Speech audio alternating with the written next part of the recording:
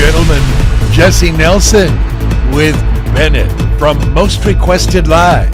Hey! How you doing? Boom, boom, boom, boom, boom, boom. Just on loop. Just on loop all day. This song is a I lot. love that. Thank you so much. Congratulations. How Thank exciting is this for you?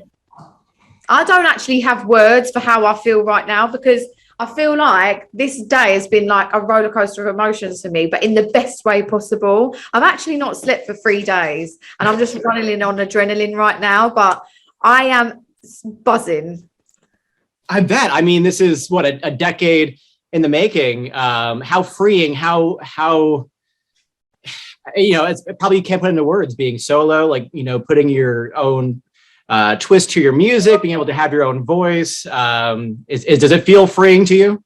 It really, really does. Like it's so liberating. It's the best feeling in the world. Like just being able to express who I am as an artist. Like that's the main thing for me. Like because I'm such a creative person, so be able to genuinely like co-direct my own video, write my own music now and put it out for the world to see and genuinely just get so much love and support back just feels amazing.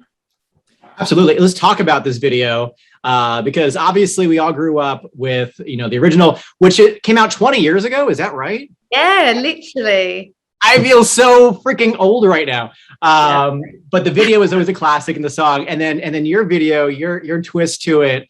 And then, of course, having Puff Daddy in it. Just tell me how that all came about and working with not only Puff Daddy, but Nicki on it, too.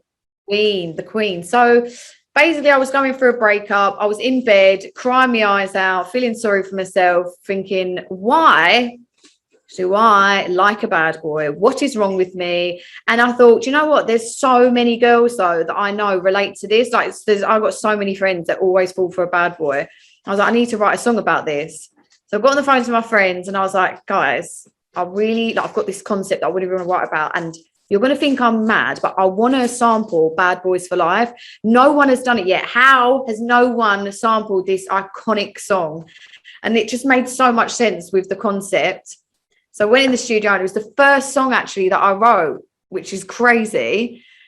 And then for me, like as an artist, if I don't see a music video while I'm writing a song, it's not a single for me. And obviously while I was writing the song, I was like, oh my God, imagine if we like recreated the Bad Boys for Life video, but like did a twist, like did it like in my own way. Like, and then to then have Diddy in it was just, honestly, I cried. When I found out it was going to be in the video, I cried. And then to just top it off, to have the Queen, Nicki Minaj on it. I mean, honestly, like I couldn't ask for any more. I'd die happy.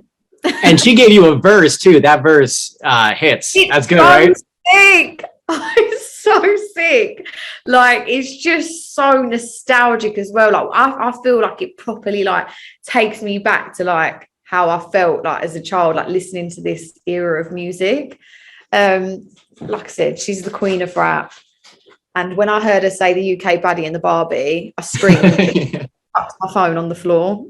But like you're totally right. Like you have that nostalgic feeling, right? Because we all lived it. But it has a new modern twist to it. Like you put your own stamp on it. It's just really, really well done. Did you try to get Ben Stiller for the video too?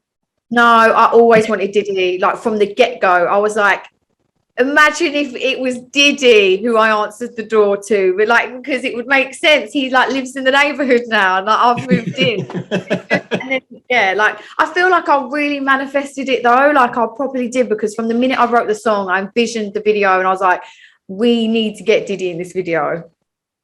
And what's a bad boy to you? Like who have you been dating? Like I'm not a bad boy. I think the worst thing I've ever done. I don't scan all of my items at self-checkout, the grocery store sometimes. Sometimes I forget a few. I give myself a employee discount. What do you consider a bad boy? Who are you dating over there that's breaking your heart? Right. Well, do you know what? It's not that I even want someone to treat me bad. That's not what I want. I mean, on the outside, I like someone that looks naughty. So like I say, like I genuinely love tattoos. I love gold teeth. I just love anyone that looks like a little bit of a shit. And I I think I just need to find the balance really, because when I get in relationships, I genuinely do feel like the man in a relationship. So I need someone who like keeps me on my toes, but in a good way, not like messes with my emotions, but I guess just someone who is like a team and just matches me. That's what I want.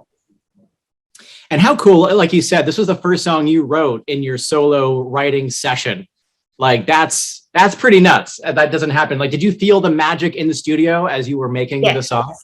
But I kind of felt the magic even when I thought of the concept. So I was like, this is genius. Like this, like I need to do this. I need to make this song. And then obviously the fact that it just happened so naturally and like happened in the first session was madness. But no, it felt, you know, like it was one of them moments when you're like, this is special. Like this is a special song.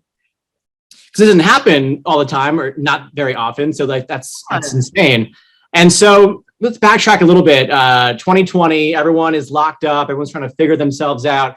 And you had that moment, right? Like you had that self-reflection. Definitely. Do you know what it is? Because like being in a girl band, it's like non-stop.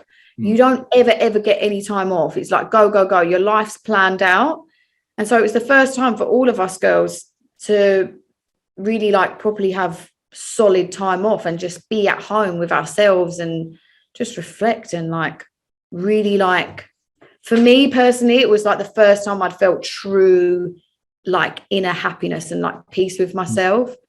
And so yeah, it made me realize a lot. And then I went back to work and it was all go, go, go, and I started having panic attacks and just was getting really bad anxiety. And it's something that I've suffered with like throughout like the 10 years of being in the group, and for it to come back and it be like, it was just so overwhelming, and I just knew that it wasn't right and I just didn't feel happy, and I knew that I needed to like remove myself from that and just start looking after myself and, you know, like make myself happy, because you live once. Absolutely. And yeah, shout out to you for self, prioritizing, and I've also suffered with anxiety and depression my whole life. So I totally get where you're coming from. And sometimes you have to just, put your foot down and be like, okay, I need to make some choices in my life. I need to, go right and figure things out. But from what I understand, your mom also helped you with this decision, right? Did Mama Dukes come? Yeah, you know what, my mum just like, she's seen me struggle so much. Like I said, like for majority of people, they only see me like on TV or like when I'm performing. Like no one sees what my mum sees when I go home. And I was like in my bedroom crying like every night, most mornings. So for her to have to watch like her kid go through that was really, really hard. And I think she'd just seen too much of it. And she was like, Jesy, like this has been 10 years of your life now. You need to start taking some control and like really just making yourself happy now and looking after yourself. Moms know. They do. Their mums know best. Moms know. Well, shout out to you. That's really courageous even. I mean, like this incredibly impactful, successful group, which you could have stayed in, right? But your self-worth, your mental health means more than anything. Yeah, definitely. Like it was, don't get me wrong, it was a bloody hard decision to make, but I know I made the right decision, because this is honestly the happiest I've ever felt. So yeah. That's awesome to hear.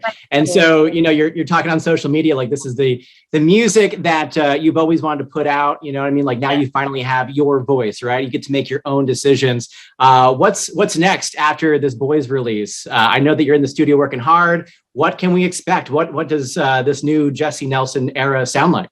Well, I've got a lot of performances coming up, which is so exciting, because I feel like I haven't performed in such a long time with COVID lockdown going on. So yeah, to be able to be back on stage and performing like my solo music is going to be so exciting. And I'm a performer, so there are going to be some big performances, lots of choreography going on. And then obviously, I'm writing the album, which is a work in progress at the moment. I've got quite a lot of songs at the moment, but I don't want to rush anything. I want this to be perfect. Like this means so much to me. So yeah, I think when the time's right and when I feel like it's like, how I want it to be, then that's when I'll put it out. And then, hopefully tour.